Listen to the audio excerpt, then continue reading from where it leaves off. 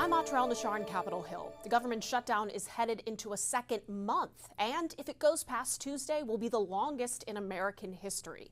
President Trump losing his patience and now calls on Senate Republicans to eliminate a centuries-old rule that gives the minority party a say on most legislation. On the eve of Halloween, President Trump issuing a directive to his party that, for many, is a frightening scenario. In a pair of social media posts telling Senate Republicans to initiate the nuclear option, get rid of the filibuster, and make America great again. What you're seeing is an expression of the president's anger at the situation. The filibuster is a 60-vote threshold required to advance most legislation in the Senate. It's considered one of the last bastions of bipartisanship in Washington. If the filibuster was eliminated or a carve-out was created for this scenario, the Republican majority could pass the House Republicans' short-term budget and end the government shutdown.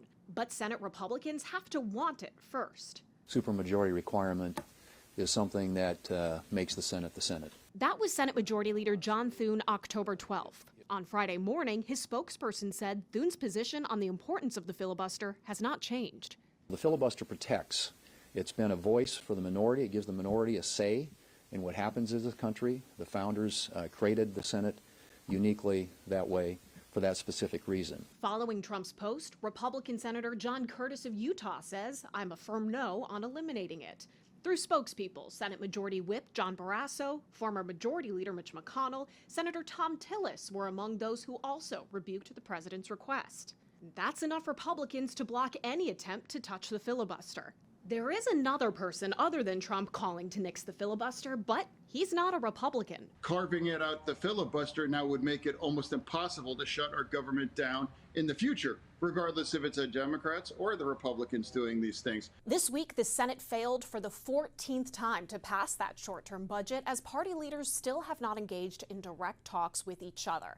As for the House, they're scheduled to remain out of Washington all week next week for the 7th week in a row. On Capitol Hill, I'm Nashar. Good evening. Hundreds of thousands of West Virginians are not receiving their SNAP benefits today due to the over-month-long government shutdown. That's right. Now, Joe DeCristofaro is showing us how the West Virginia National Guard is lending a hand. There are 2 major food banks and over 800 food pantries in West Virginia. On Saturday, most all were busy helping provide West Virginians with meals who aren't going to see their SNAP dollars as soon. Working alongside the food banks were over 200 soldiers and airmen from the West Virginia National Guard. Facing Hunger Food Bank CEO Cynthia Kirkhart says the help was very much needed. Regardless of how the SNAP benefit thing rings out, we still have a shutdown. And food is needed at the holidays, and it's needed by everybody who is suffering through this. So we're glad to be in this strong partnership with the state and certainly with the Guard today. Facing Hunger serves 12 counties in West Virginia, and with the government shutdown lasting over a month, paired with the frozen SNAP benefits, Kirkhart says the food is being sent to the areas that need it most. We have really focused on the southern coal fields, which typically have the highest food insecurity rates. Clearly, we have a lot of local pantries. I think we're seeing a lot of the government shutdown effects here locally. Nearly 300,000 West Virginians rely on SNAP to put food on the table. That's around 1 in 6 people across the state. Kirkhart says while the circumstances around SNAP continue to be in question, the goal remains the same. We obviously have a framework of a plan, but as the need changes, we have pushed food actually to the outposts for the Guard, so they too will be able to be responsive. So we'll just see how it goes. But what I know is, like today and every day, together we're facing hunger. The West Virginia National Guard mobilizing troops to help local food banks and pantries. West Virginia National Guard Adjutant General James Seward says the Guard is also providing around 11 pop-up pantries in areas where there are no food pantries open this weekend. There are soldiers and airmen here at Facing Hunger as well as Mountaineer Food Bank at the warehouse and at pantries across the state. And they're partnering with the food banks and partnering with the pantries to make sure that no West Virginian is without food this week or for as long as this shortage goes on. Seward says for many of the men and women of the Guard, the mission at hand of helping West Virginians have dinner on the table is meaningful. And many of those soldiers and airmen are in counties they're familiar with, and maybe working with a fire department that they know, and that there's really no greater service that they can provide to folks in their state than helping them with this basic need. In Huntington, Joe DeCristofaro, Eyewitness News. New developments tonight concerning SNAP benefits. 2 federal judges have ruled the Trump administration has to keep them flowing. The courts say USDA must use emergency reserve funds to make payments during the government shutdown. But it is possible that November benefits may only partially be funded. That could leave many in Michigan vulnerable. As Mid-Michigan Now's Kyle Macon reports, state and local officials are speaking out about the situation, which hits close to home for some. So when I stand here as the sheriff, when I stand here as the emergency manager, I stand here also as a brother who's going to take care of his sister because government didn't. Genesee County Sheriff Chris Swanson is pleading with the federal government to prevent a pause in SNAP benefits and help people just like his sister. If the pause does go into effect tomorrow, or if recipients only receive a partial payment for November, 1.4 million Michiganders may struggle to put food on the table. It's over 492,000 children, over 38,000 veterans. Seniors are 36% of our recipients. Nessel is among 25 other attorneys general who have filed a temporary restraining order against the U.S. Department of Agriculture. Our lawsuit demands that the Trump administration utilize the contingency emergency funds that Congress has already appropriated to ensure SNAP benefits are not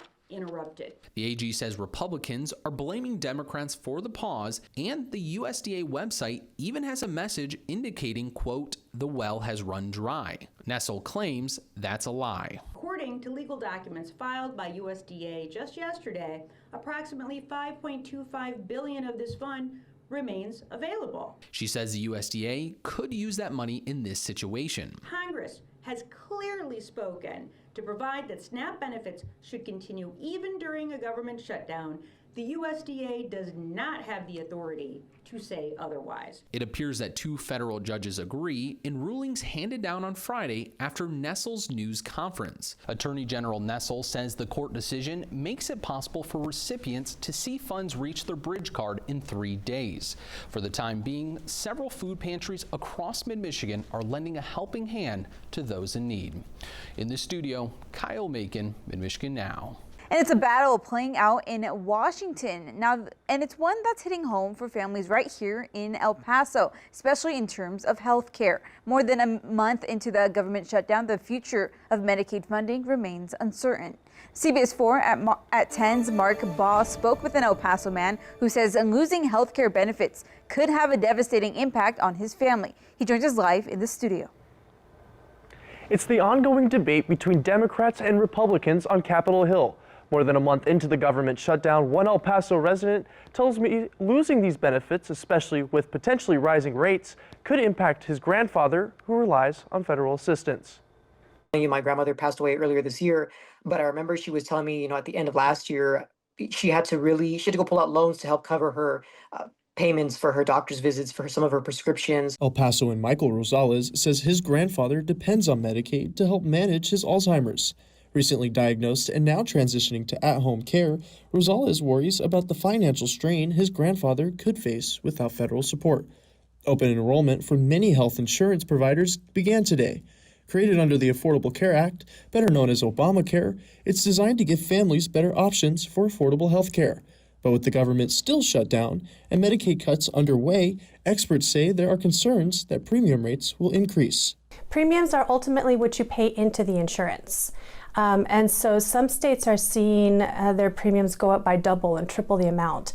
We don't know what it looks like here in Texas. Christina Paz, CEO of Centro San Vicente, says that raising rates could make it harder for people to enroll or renew their coverage. Georgetown University reports that as of 2023, 22.7% of El Paso County, more than 190,000 people, rely on Medicaid. Some people may not be able to afford it, so they're going to choose not to go covered. Healthcare can be expensive, right? So a lot of individuals are going to choose paying their bills and putting food on their table versus getting healthcare.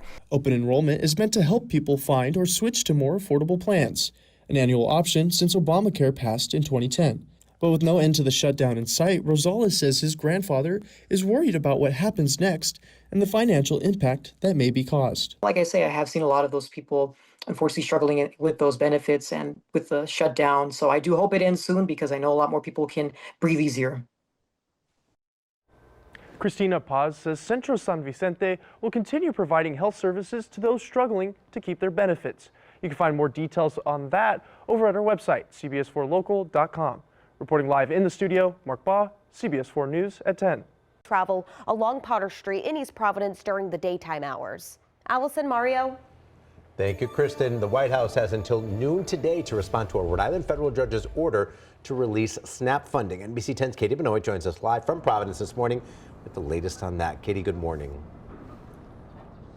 Good morning, Mario. Thousands in southern New England did not receive their regular SNAP benefits over the weekend, and local leaders say enough is enough. Now today, Providence Mayor Brett Smiley and Central Falls Mayor Maria Rivera are speaking about the federal ruling.